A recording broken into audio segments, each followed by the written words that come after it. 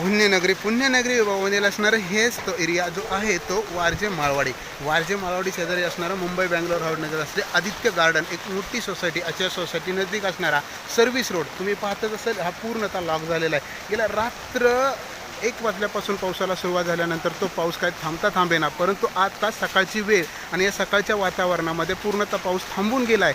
पाऊस थांबल्यानंतर वारजे माळवाडीच्या पश्चिम विभागाला पूर्णतः डोंगर असल्यामुळे त्या ठिकाणी कित्येक तरी पाऊस पडल्यानंतरचं पाणी पूर्णतः ओढ्यानं या रोडवरती आलेलं आहे. त्यामुळे दोन्ही रोड पूर्णतः लॉक झालेला आहे. तुम्ही आता ही आदित्य गार्डन सोसायटी पाहतच असाल.